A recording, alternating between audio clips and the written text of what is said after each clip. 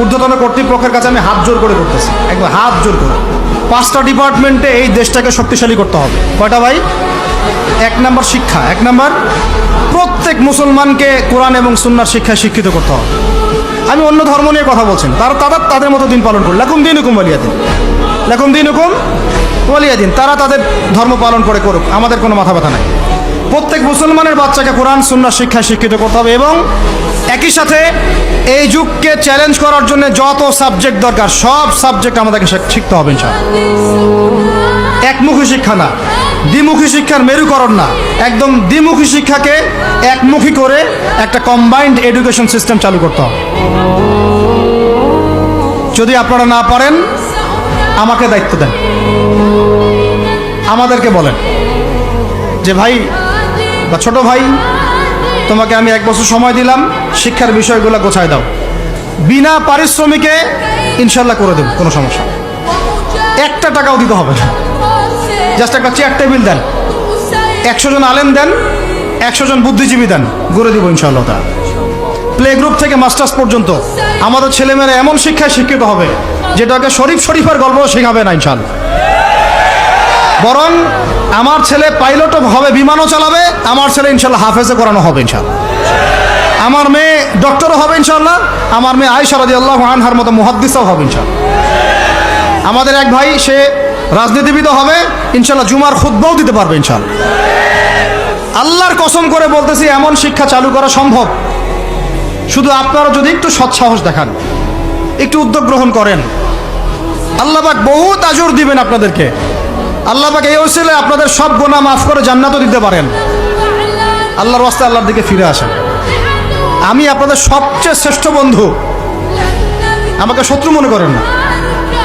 ইউসুফ আলাইহিস সালাম এক পর্যায়ে বলেছিলেন যে আমি যোগ্য, আমাকে দায়িত্ব দেন। মনে আছে আপনাদের?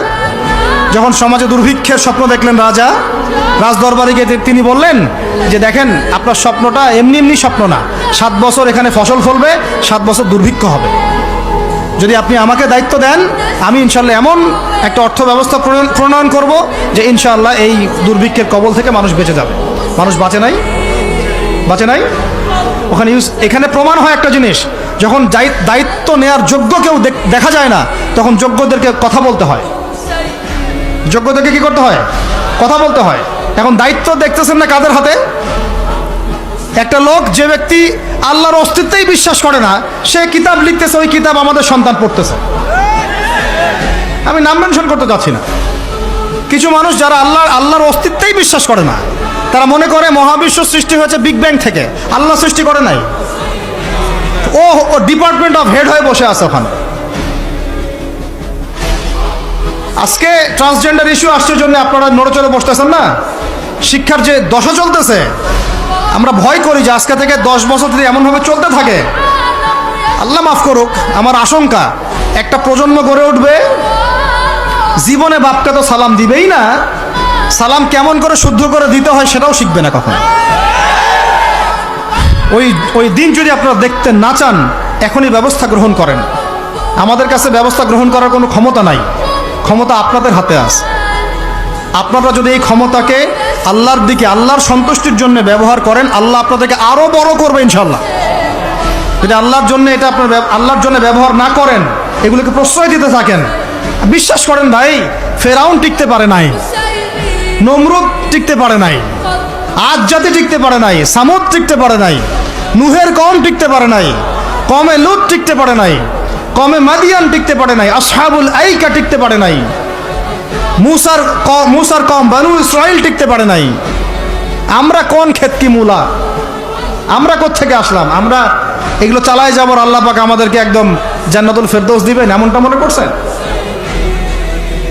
হাদিস কত চমৎকার, কত সুন্দর হাদিস। লাউ ইয়াহদি আল্লাহু বিকা রাজুলান ওয়াহিদান খায়রুল লাকা মিন হুমুরিন নাম। তোমার দ্বারা যদি একটা মানুষও আল্লাহর দিকে ফিরে আসে, আল্লাহওয়ালা হয়ে যায়, লাল উট কুরবানি করার চেয়ে বেশি নেকির কাজ। তোমার একটা দাওয়াতে যদি মানুষ আল্লাহর দিনের দিকে ফিরে আসে, ওই আমলকারী সব নেকি তুমি পাবা। যদি একজন সৎ নেতা দাঁড়ায় যায়, বলে যে আমরা প্রাইমারি লেভেলেই ক্লাস 1 থেকে 5 পর্যন্ত যে সময়টুকু এই সময়টুকুর মধ্যে আমাদের বাচ্চাদেরকে কোরআন তেলাওয়াত করা বাধ্যতামূলক করে দিলাম, সিলেবাসভুক্ত করে দিলাম, ওই নেতার উপর আল্লাহ রহম করবে ইনশাআল্লাহ। সেই নেতা কোথায়, কে আছে সেই সাহসী নেতা? আমি আপনাদেরকে বলি যারা রাজনীতি করেন, কারণ আমার সাথে আপনাদের কোনো শত্রুতা নাই, আর আমি আপনার শত্রুও না, বরং বন্ধু। আপনারা যারা রাজনীতি করেন, এমন একটা নেতা খালি বের করে দেন, এমন একটা নেতা হয়ে যান খালি ওমরের মতো। আল্লাহ পাক তৌফিক দান করেন আপনাদেরকে, যে আপনারা যদি কোরআন শিক্ষাটাকে বাধ্যতামূলক করে দেন, নবীর হাদিস শিক্ষাগুলোকে বাধ্যতামূলক করে দেন, সিরাত নবীর জীবনী চর্চাগুলোকে বাধ্যতামূলক করেন উচ্চ মাধ্যমিক লেভেলে, দেখবেন এই ছেলেপেলেগুলো আর ওই ইয়াবাখোর হবে না ইনশাআল্লাহ। এরা ওই টিকটক, ফেসবুক আর পাবজি, ফ্রি ফায়ার নিয়ে পড়ে থাকবে না। এরা কিশোর গ্যাংয়ে যোগ দিবে না, এরা জেনা করবে না ইনশাআল্লাহ। এগুলো আপনি ঠেকাতে পারবেন না তো, জেনা ঠেকাতে পারবেন না এখন আপনি। এরা ফ্রি মিক্সিংয়ে চলে গেছে, সবার ফোনে ফোনে পর্ন দেখতেছে।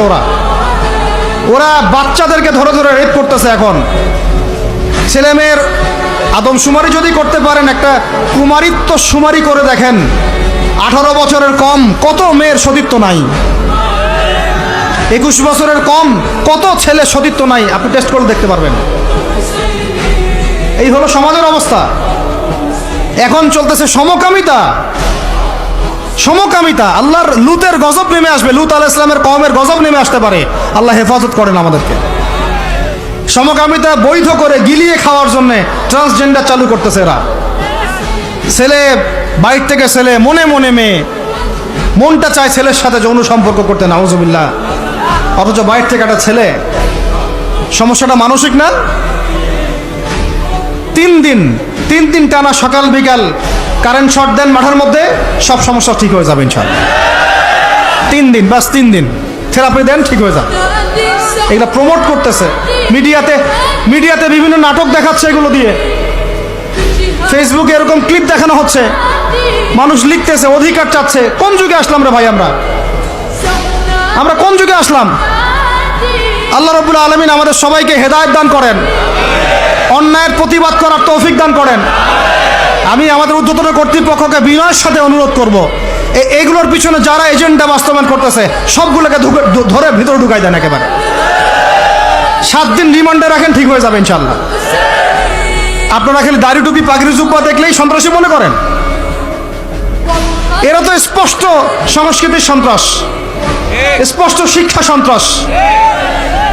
আমাদের ছেলেপেলেদেরকে ছেলে জেনা করানোর দিকে নিয়ে যাচ্ছে এরা। কালকে যদি আপনার ছেলে একটা ছেলেকে বিয়ে করে, আপনি খুশি হবেন? আস্তাগফিরুল্লাহ, নাউজুবিল্লাহ। আল্লাহ পাক আমাদেরকে হেফাজত করেন, আল্লাহ পাক আমাদেরকে মাফ করেন। আপনার মেয়ে যদি কালকে একটা মেয়েকে বিয়ে করে নিয়ে আসে, আপনি সমাজে মুখ দেখাবেন কিভাবে? এগুলো এখন যদি না থামাই, তাহলে কখন থামাবেন? ওই যে বললাম, সুদ যখন চালু হয়েছিল আমরা সবাই কিন্তু প্রতিবাদ করি নাই। এখন সবাই সুদখোর হয়ে যাচ্ছে দিন দিন। আমরা যে অনেকে তাহাজ্জুদ পড়ি, করে কান্নাকাটি করি, আল্লাহ দোয়া কবুল করো, এইটা করো সেইটা করো। দেখেন দোয়ার বেশিরভাগই কবুল হয়। কেন হবে? অর্থনৈতিক জীবনে তো সুদ খাচ্ছি, আমি ঘুষ খাচ্ছি, দুর্নীতি করতেছি, হারাম খাচ্ছি, পণ্যে ভেজাল দিচ্ছি। আল্লাহ পাক আমাদের সবার রিজিককে হালাল করার তৌফিক দান করেন। অতএব আমি 5টা কথা বলছি, 5টা ডিপার্টমেন্টে এই জাতিটাকে শক্তিশালী করতে হবে। আল্লাহ পাক তৌফিক দান করেন।